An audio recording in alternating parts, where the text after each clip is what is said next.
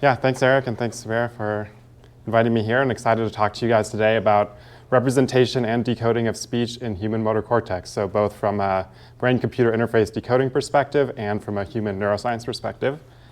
But just before I begin, I just want to briefly say that many of you probably know Krishna Shenoy, who directed the Neural Prosthetics Translational Laboratory and who recently passed away. Huge loss for us, obviously, both personally and scientifically, but just want to say that we're still here, we're continuing on, and we're trying to carry the torch and make his vision of translating BCIs to people a reality. So we're not going away anytime soon, and yeah. So, okay, brief outline of the talk. The first part is going to be about brain-computer interfaces, so decoding speech in real time. We have a human participant with ALS who has microelectrode arrays implanted in human speech motor cortex, and we're decoding that in real time, and so this is some of the first results we have on that. Then the next part of the talk is going to be more human neuroscience.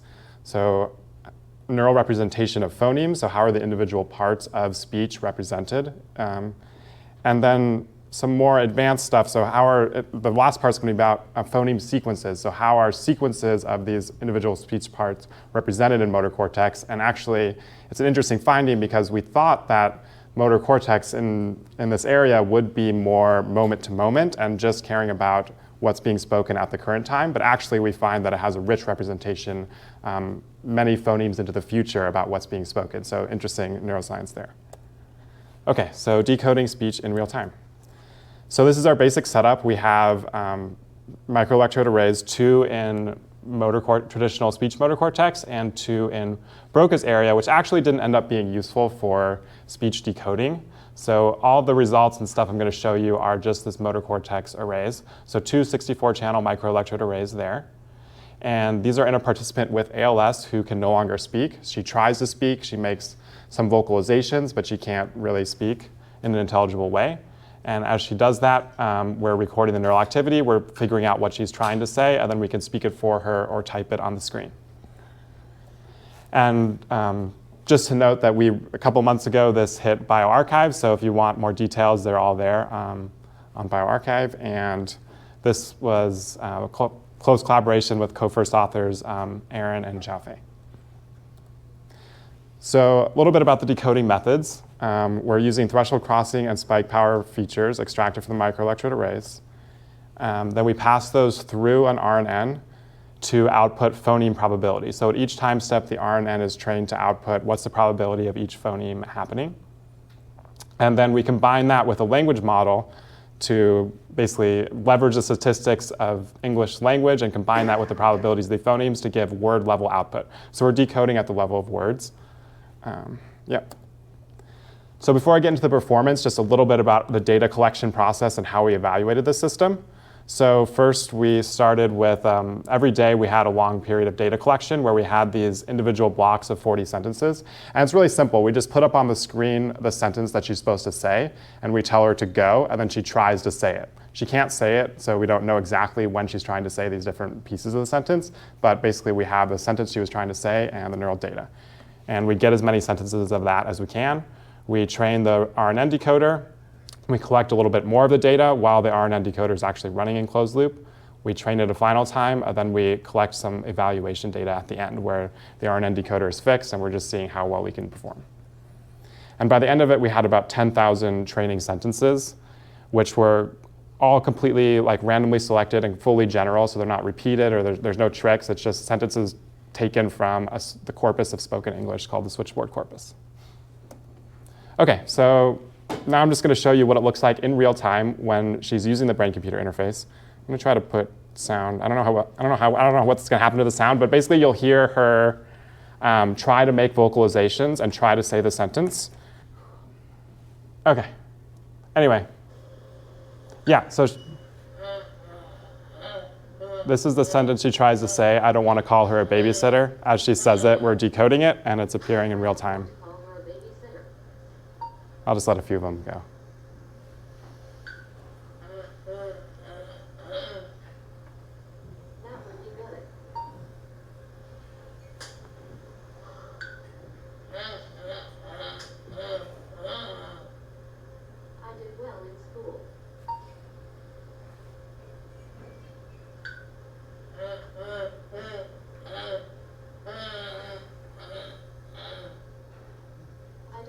Yeah, okay, so hopefully that was visible / audible. Okay, so that's when she's speaking. We can also do it with silent speech. So we found that if we just ask her to mouth the words instead of actually making vocalizations, we're still able to decode, and she preferred that. So I'll just show that briefly. So the same thing, she's trying to say, I do not have much to compare it to, except she's not vocalizing, and we can still decode that. I do not have much to compare it to.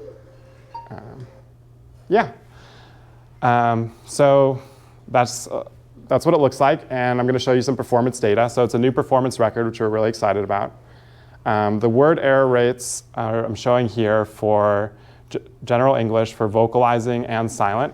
So it's about 25% word error rate. And the words per minute is about in the 60s.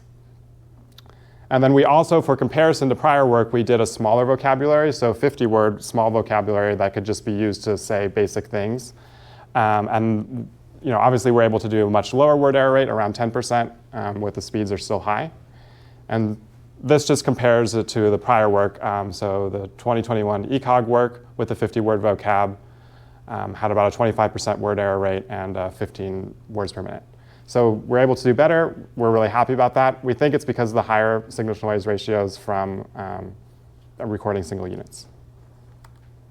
And then finally, I just want to say, obviously, 25% word error rate, it's great compared to nothing, but it's 25% still a large word error rate, and obviously we want it to be much lower. So normal speech-to-text systems are around 5%. This is just saying that as we add more electrodes, there seems to be a log linear relationship where things continue to improve indefinitely. But obviously, this is just an extrapolation. So to do this, we just built decoders with different numbers of electrodes. And we're just showing that as you add more electrodes in, it does better. And if we were to just extrapolate it, it seems like if we had maybe 1,000, we could do really well, like 4 to 2% word error rate. So we think this is a viable path forward for feasible, realistic system that has good performance. We just need more channels. Otherwise, things seem like they're working. Okay, so that was the brain-computer interface side of things, and now I want to do some human neuroscience. First, starting with the neural representation of phonemes, which are the units of speech. So I just want to pose the question, because it's kind of hard data to analyze. So we started with this question, how can we uncover latent neural representations in this kind of unlabeled data? Because all we really have are the spike raster from each trial and the sentence that was spoken. We don't know at each time point what parts of the sentence were being spoken, so it's not obvious how to correlate this with the individual parts of speech. One thing we could do, obviously there's many ideas, but one idea that we had that seemed to work well is extracting structure from the RNN decoder itself. Because the RNN can successfully parse this data, you might think that maybe it's learned kind of pieces of structure of the neural activity that might be interesting to us. So one simple way to get at that is through saliency vectors. So here I've just unrolled the RNN. So here's 5 time steps of the RNN, where these are the neural features at each time step. And the RNN hidden state is progressing forward. And at each time step, it's giving you these phoneme logits. So each phoneme, how probable is that phoneme to have happened? We can just take here one of these phonemes, and then we can just take the gradient of that with respect to the neural features. So basically, what direction in neural space most excites this particular phoneme? And we call that a saliency vector. And then we can just do this for each of the phonemes. So we can do it for that phoneme, this one, and we can kind of stack all these vectors together, and that gives you an estimate of which directions in neural space are most associated with each phoneme. And if we take these vectors and look at their cosine similarity, we actually see a lot of articulatory structure pop out. So these are consonants, where these are all the consonants in English, and each entry in the matrix is how similar that consonant is to the other consonant through the lens of these saliency vectors, how similar the vectors are.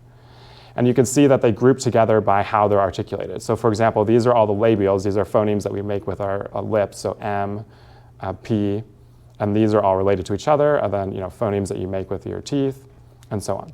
So this kind of clustering here along the place of articulation shows us that even years after paralysis in someone who can't speak anymore, really, we still have this articulatory structure preserved, which is interesting neuroscientifically, but also encouraging from a BCI perspective because it still has all the structure you would need to get good decoding performance and kind of get everything you would want. And then we can compare that to in more detail, we can compare that to articulator kinematics.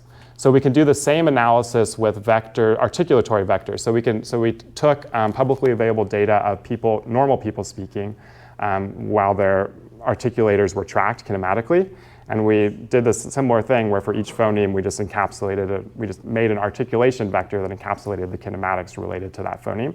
And then we could do the same analysis, and it kind of shows that the articulators have a very similar looking structure to the neural activity, as you would expect. But this allows us to be a bit more quantitative, so we can correlate these two representations and show that the correlation is about 0.6, which is much higher than chance.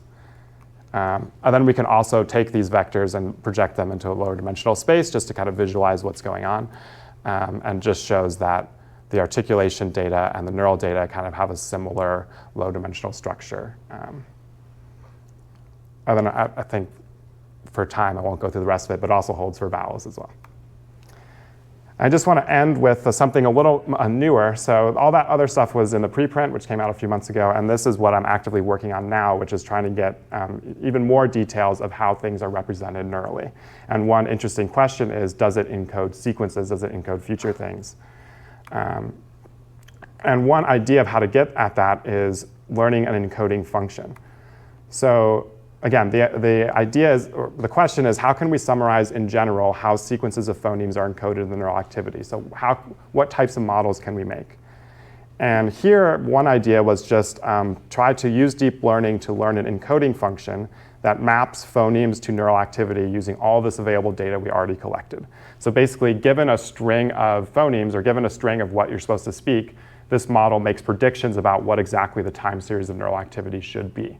And then if you can make a really accurate model of that, then that should encode should be able to probe that model to understand all the details of how these phonemes are coded.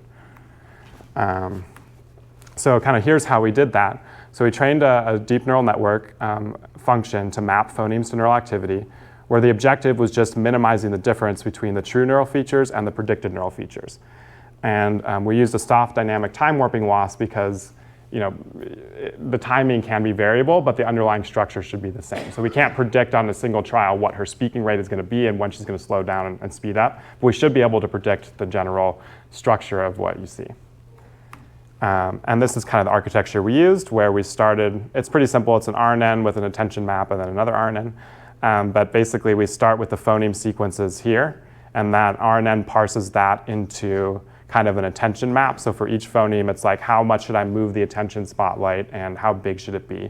And then it kind of makes this attention map. It kind of expands it into the time dimension, time by phonemes. And then another RNN processes this attention map in the time domain and then outputs a direct prediction of what the neural features should be. So first we could ask, does this model do well? How does it predict how the other activity well? And this is just a simple visualization where we took one principal component of the neural activity for the sentence, then pay it at the end of the month. So she's speaking the sentence. This is one big principal component of the activity over time that the model is predicting. And then we can plot the neural activity on top of that on the single trial, and it's pretty close. So the model is able to predict all these kind of little wiggles and variations.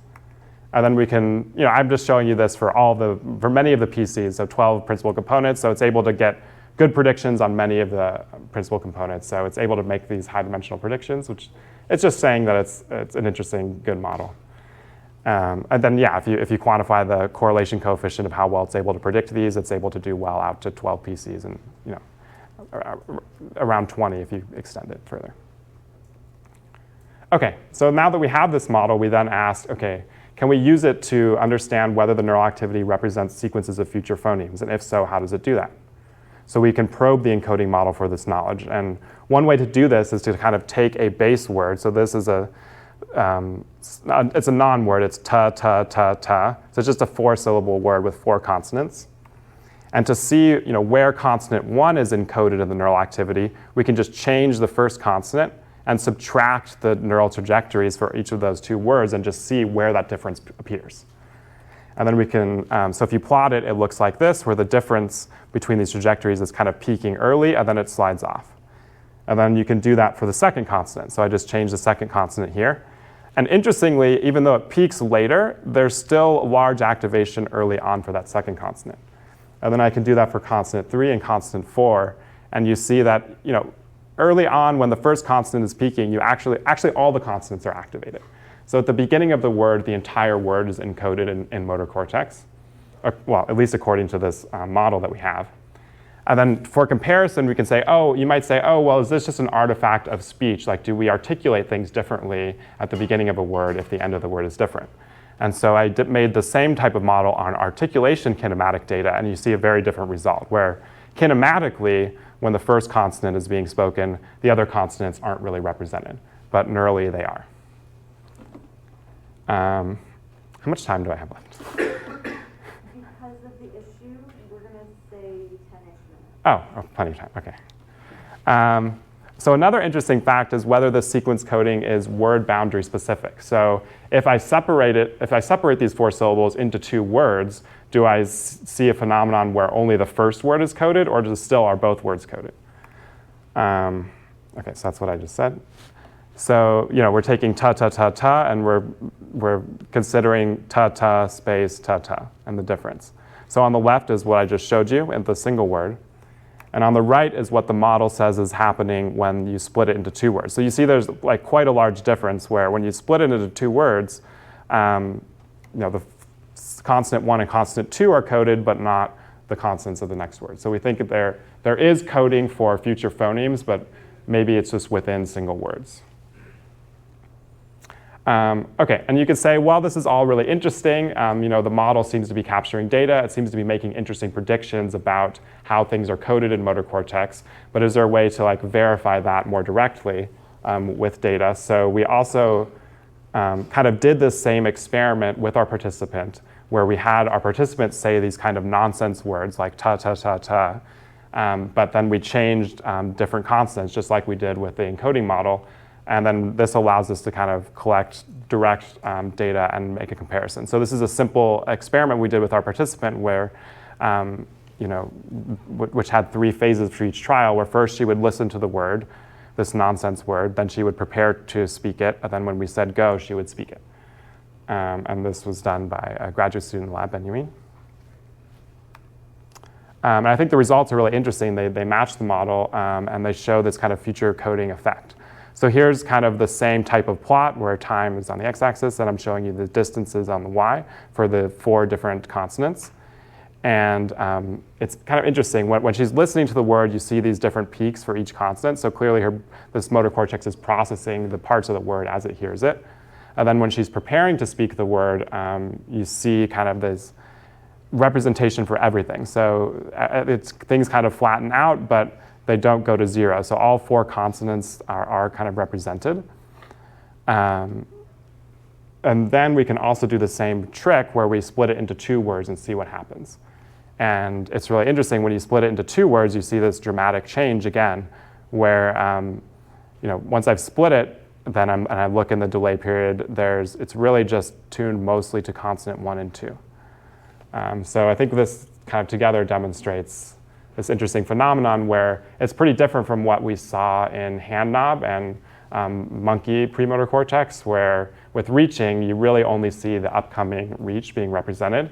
But here, for some reason, when we're talking about speech, we see a lot of future things being represented.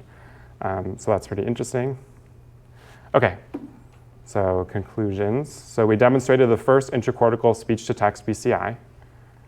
It's the fastest communication rate yet reported for any BCI method, 62 words per minute. And it's relatively good decoding performance on held out sentences sampled at random from conversational English. So no tricks, it's doing the full large vocabulary decoding problem. And it's doing better than it's ever been done before, so we're excited about the feasibility of that. We also looked at the representation of phonemes and showed that there's a preserved articulatory representation of phonemes even years after paralysis. So that's very encouraging for BCIs because it tells you that even years after not being able to speak, everything is still intact, the structure is still there that we can decode. And we used RNN saliency vectors to uncover this representation. And then we also wanted to look deeper at how things are coded. And one interesting question is, how does it represent sequences? And we built a general encoding model and showed that we could probe that to make a prediction about how the neural activity is encoding phoneme sequences, which we verified with some experimental data directly getting at that. OK, so thanks, guys. That's it.